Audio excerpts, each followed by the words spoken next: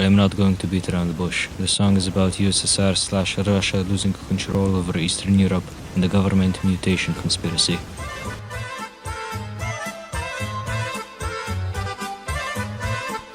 I Learned to Stop Worrying and Love the Bomb is not only the title of this song, but also the alternative title to Stanley Kubrick's black comedy satire film Dr. Strangelove. In that film, the world gets obliterated by nuclear Armageddon, and Dr. Strangelove proposes that America should hide underground to wait out the fallout with a male-to-female ratio of 1 to 10 in order to promote procreation. Since each man will be required to do prodigious service along these lines, the women will have to be selected for their sexual characteristics, which will have to be of a highly stimulating nature. I must confess, you have an astonishingly good idea there, Doctor. So, taking a horrible situation and seeing the good side of it. Basically, as I read somewhere online, the HILTSWALTB saying is somewhat akin to, if you know the rape is coming, you should just lay down and enjoy it. If you are stuck in a horrible situation, you can't fight back, you should just lay down and try to enjoy some part of it. Hearing it out loud, this is actually somewhat of a parallel to the story of Yura, who in the face of the inevitable chose to fight back because, hey, life is pointless anyway, what can you do? As for the actual story of the song, it is Yana, the singer from Anger Management, talking to her imprisoned sister Milica. From all I could find in publicly available documentation, there was never any mention of Milica previous to the release of this song when Ferry dropped a short lore dump on her. This lore dump is really interesting, so let's dive in. Milica is Yana's older sister, as mentioned. She was thought of highly by her family, which in the result made them put even greater expectations on Yana. In her time, she was a journalist and apparently got locked away for being out of line. This is where I want to start pointing attention towards the post-Soviet imagery. Now, I have great reason to believe that Ferry is one of those people that plays great care in expressing themselves with specificity. This opinion was born from reading the Nikita and Kolya lore dump, which briefly touches on Nadia's death during childbirth. She is said to be pregnant with twins, but is never specified to give birth to twins. Also, in the next line, it is written that her offspring, singular, was taken away by the government. This is all irrelevant because there is, in fact, a very young character in the story, and there is a lyricless song from like 6 years ago called I Ate My Twin in the Womb, making it very believable that Katya is the daughter of Nadia and Nikita and that she ate her twin in the womb. This sounded a lot more sane in my head. Anyway, Milica's crime is specifically specified as stepping out of line. This could just mean that she's a stalker, but in Pathful I believe they don't imprison people just for entering the zone. Remember, Yuri got off with only public service, and the reason Olga was jailed is because she was accused of shooting someone. What Milica did, in comparison, got her disowned by her family and placed said family under surveillance. We can't really guess what that was at this point in the story, or, rather I can't, but I do want to outline a few of the hints we get. First of all, she's a former journalist. I have no additional notes for this, but they probably imprisoned journalists for no fucking reason back then. Second, her eye is missing. Not only missing, but any signs that it ever existed got erased, leaving her with a patch of skin. The only thing that would make sense is that she's a mutant, but in all other images of hers, she's presented as having 2 normal eyes. This genetic alteration also probably made her family more eager to separate themselves from her. 3. One of the only free pictures we get of her, at least in public documentation, is her being portrayed next to Nadia. Now, Nadia was always a character in her own right, but her story never seemed to really be about more than just being Nikita's ex, and maybe being Katya's mother. Maybe. If she has something to do with the biological experiment conspiracy, that would be a significant shift for her character. So as you can already hear from what I said, the best I can come up with here is that this is all somehow related to a mutation conspiracy. Like, maybe the zone was a side result of some experiment to mutate humans, but, I don't know, fucking know. Here I should also mention that Ferry is no stranger to themes of post-Soviet misery, or during Soviet misery either. For example, a very important part of Arthur and Sarah's backstory is being taken from their orphanage by local gangs to help them steal drugs. There is also Pavel's constant motifs of freedom, juxtaposed to complacency, and not to forget, Dimitri's entire story is about him being constantly used by the people around him just because he's a mutant. First by Dr. Temnova, then by Yuri. So, surrounded by themes of anti-complacency, Yana is in this song portrayed with a sickle around her throat, a common symbol of the Soviet Union, or rather, of the Communist Party. The meaning here, I think, is fairly clear. That being said, the picture we get of Yana and Milica's conversation in HILTSWALTB is incomplete. Before unraveling any meaning, I first want to set the scene as clearly as I possibly can. First off, Yana believes that Milica sees her as a coward, a moral failure. This leads me to believe that whatever Milica's secret is, Yana is in on it.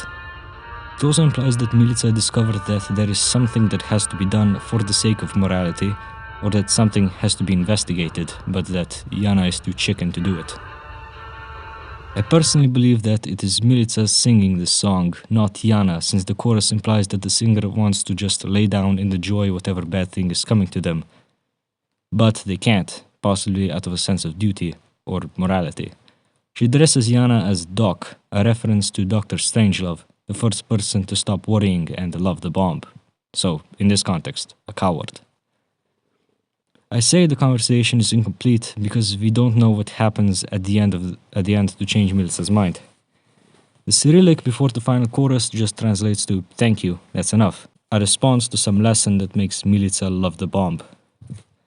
Also, let me clarify once more why I think that it is Milica singing this and not Yana.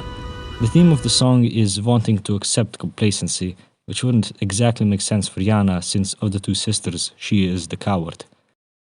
The only wrench in this, I guess, would be that Yana is portrayed as the one with the sickle around her throat and as the one that is rejoiced upon learning to love the bomb. But, alas. Also, it is possible that this song is a dialogue, given that every other line has a slightly different thickness in its letters, but I'm personally not exactly sure that that is the case. Still, it is something you keep in mind. And probably I would have written the script about it, but I only thought of it now, so... With that, I believe we can start talking about the actual contents of the song. It begins by listing some basic human desires and actions and framing them as rights. This set of rights is repeated in the background a few more times in the song. This serves to set the tone of totalitarianism in Pavel's world, having to present such basic concepts as rights. Then, Milica says that there is no hidden message, only the truth of the doling sickle's edge. Again, this is a post-Soviet world, so the edge doling could mean that the USSR is losing its grip on this part of the world, or maybe Russia, I don't remember this in the timeline anymore. Going with my theory that there is some conspiracy that Milica uncovered, the lack of a hidden message could be a reference to something we don't know about yet. When she went digging, all she could find was the country losing power that imprisoned her for stepping out of line. Thank the martyr, live on, be happy, as in quotes, meaning it is said by someone other than the singer. In this case, it was the good ones. I think this is other people telling Yana that she herself shouldn't go digging into whatever Milica was doing, but she should be happy that her sister is behind bars, not her, and that she should forget about this whole thing and live on. Yana does not agree with this. Also, in case you're wondering, no, I'm not recording this at a different time. My voice just randomly changed in the middle of the recording. I've already mentioned that in the chorus, Milica refers to Yana as Doc, so as a coward, but there are some other interesting parts to point out here. First of all, she seems to express genuine regret, not exactly for doing what she did, but going in over her head. As she says, she convinced too many people that she was strong, and the situation she's in shouldn't be handled alone. Here I run into a strange predicament with my speculation. I'm not exactly sure what the bomb in this context is supposed to be. I've equated it previously with the control of the government over the civilian population, but it could also be some horrible truth that Milica uncovered, and she's trying to figure out how to live with the knowledge of its existence. After that she says there was never a hidden meaning, just the truth of a purple gavel bruise. Again, a gavel is the other part of the most commonly recognizable symbol of the Communist Party, which ran the Soviet Union.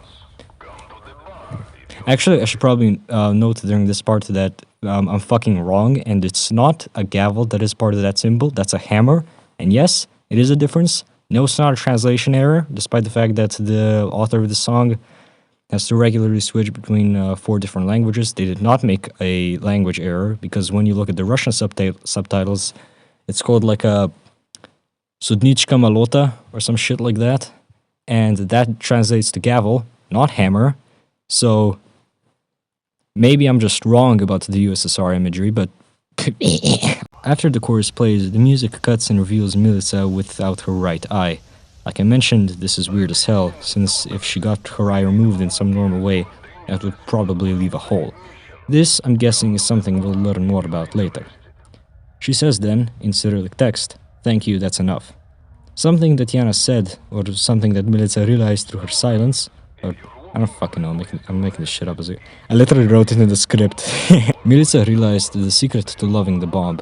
She says, "My star burns a red unpleasant hue." This is another reference to communism, the red star specifically being the symbol of ultimate triumph on the 5 continents. Fuck Antarctica, I guess. Specifically, it's her star, showing she's been taken over by the ideas of her captors, and the unpleasantness of the hue showing she's still intrinsically uncomfortable with the idea of complacency. The lesson, though, came overdue, as she says, since she's already too far gone down the rabbit hole. Alright, so I have some notes here for closing remarks. The way I see it, I don't know if anyone else sees it this way, is that this is an introduction to a new story set in the Pathful universe. I consider this a deeply intriguing concept, considering the Yuri/Sanya part of the story seems to be slowly drawing to a close. Very fucking slowly, Very slowly, I might add. Ferry appears to be putting more and more focus into her Patreon comics, which I am 100% sure I will read one day.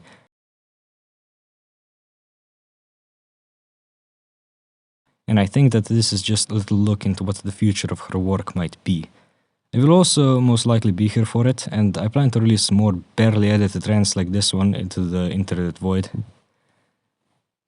Speaking of which, not including the closing section, this script has 1700 words, which I believe is 600 more than my last longest script.